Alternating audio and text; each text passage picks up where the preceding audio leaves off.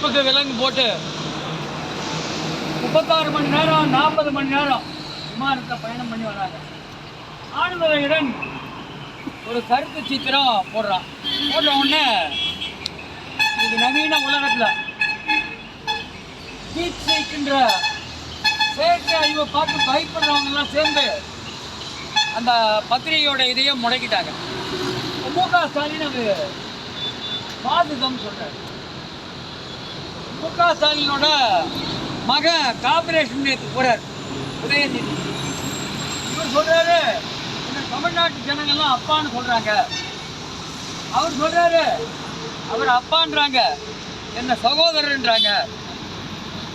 மு.க. ஸ்டாலின் கிட்டையும் உதயநிதி கிட்டையும் என்ன கேட்டுக்கிறேன்னா, தலைநகர் மண்டலத்தில் இருக்கிற தொழிலாளிகள்லாம் என்ன பாவம் பண்ணாங்க?